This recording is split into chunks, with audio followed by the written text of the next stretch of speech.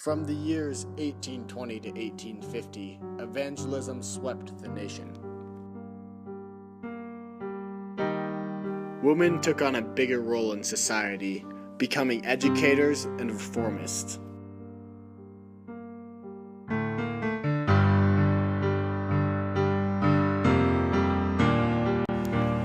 Major shifts in morality occurred as children were seen as innocent and pure. This is evangelism and education.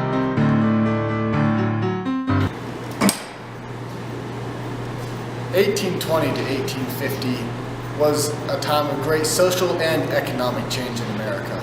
Cities were growing dramatically and people were calling for change.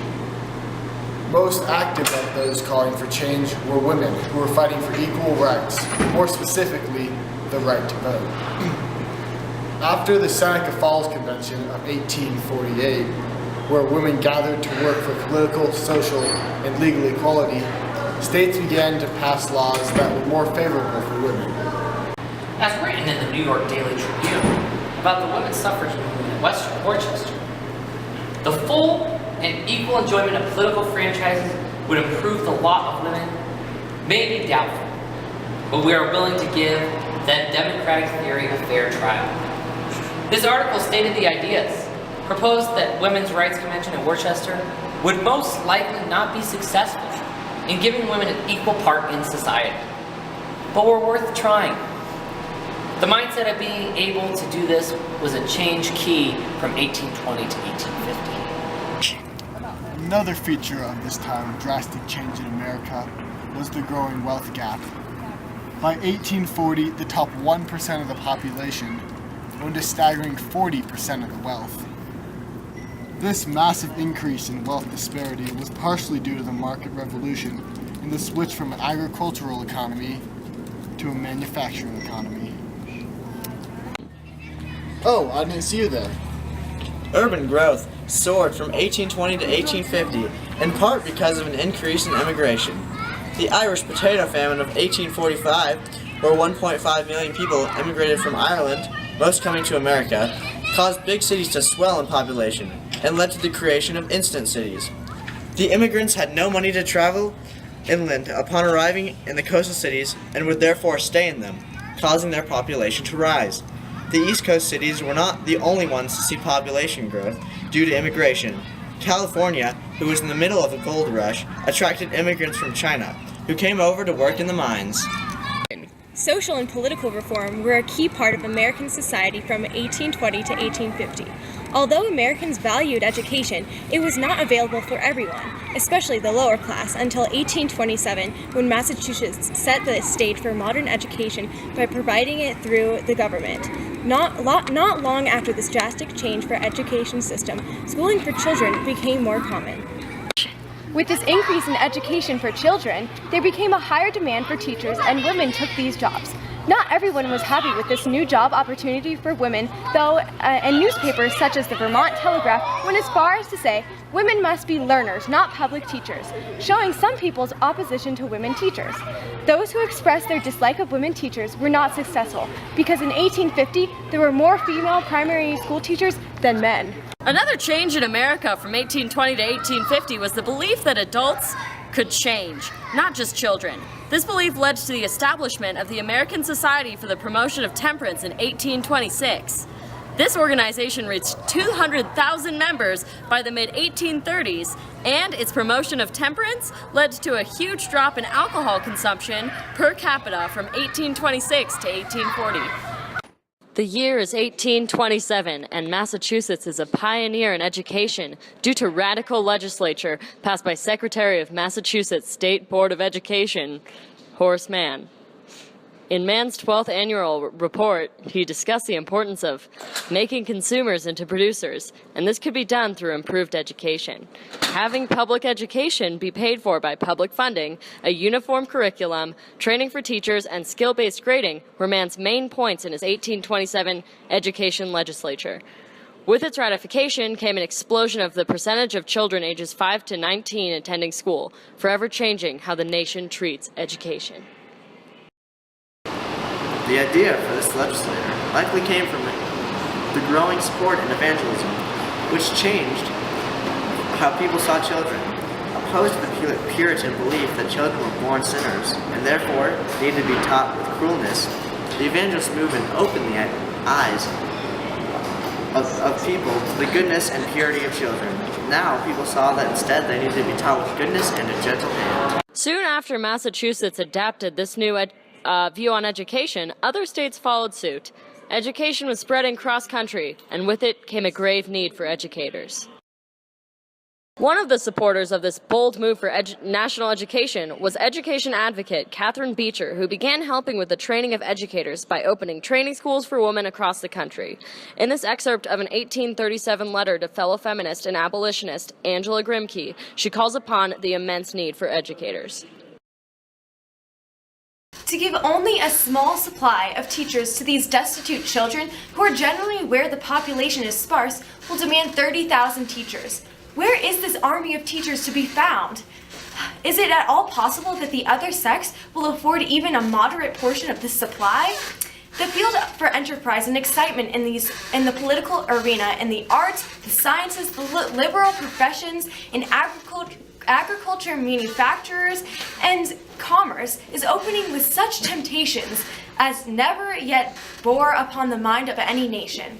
Will men turn aside from these high and exciting objects to become the patient laborers in schoolroom, and for only the small pittance and reward such toil? No, they will not do it. Men will be educators in the college, in the high school, and in the most honorable and lucrative common schools.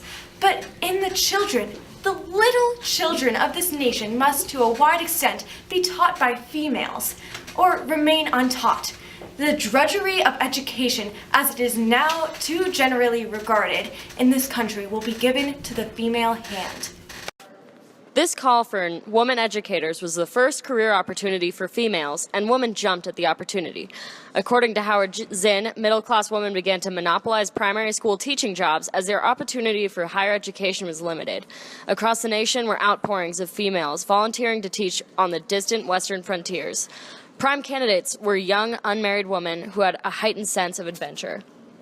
I think this opportunity really changed a lot of things for women. Not only were they being more respected for their ability to become independent, but they were creating a networking system for themselves. Having a similar career path could really create a sense of community for these women. And not only that but they were getting to expand their horizons. Mary Lyons Mount Holyoke Female Seminary was one of many locations that permitted women to have more of an outreach. Offering opportunities for global educational missionary trips gave women a way to see more of the world and spread education to the outreaches of the earth. Women were even broadening their domestic ranges. Between 1780 and 1840, literacy among women doubled. Women were using this tool of education to push reform and help with abolitionist movements. Lucy Stone, a primary school teacher, began to teach colored students, which was a big movement for this time period, according to Zinn. But what was most powerful about this movement was the fact that it gave independence to women. It gave them the first real opportunity to make a career for themselves. Oh, hello there. The growing literacy rates and opportunities for women to receive a decent education and new occupations for them to teach from the 1820s to 1850s was much like the ability for African Americans to access education after the Civil War. This opportunity for African Americans was huge, since 90% of the South's black population was illiterate in the 1860s. Even with these new and exciting opportunities, much of the white population disapproved of education for African Americans, which was very similar to the persecution women faced when they fought for education rights. A newspaper, The Progressive Farmer, published in 1903, elaborated on this issue and fought for African Americans' right to an education. It shows how many people did not think it was acceptable for blacks to receive an education, much like women, but Clarence Poe states that African American education is essential for the progression of the South because blacks would be properly trained for their specific job in agriculture. I think that the growth of education for African Americans post-Civil War was extremely powerful for the black population as it was for women from the 1820s to 1850s. It was seen that black women also gained teaching opportunities for American Ministry Association, or AMA, which was meant to train African American women teachers. These teaching opportunities for both white and black women were essential for these families to live stable lives, as well as turning away from the stereotype that women could not be independent and that the only place for them was in the home. Evangelism, or a religion founded on self-approval through shifts in personal life, gained popularity throughout the 1790 to 1840 period known as the Second Great Awakening. Evangelism greatly encouraged personal and eventually social reform through ideals preached by reverends such as Charles G. Finney. Finney preached his perfectionist ideas, which were showcased by the idea that by living like God, you could become as perfect as God, as well as predicted the complete reformation of the world. This led to massive social and moral reform, which took off in the form of policies such as temperance and the formation of groups like the General Union for promoting the observance of the Christian Sabbath.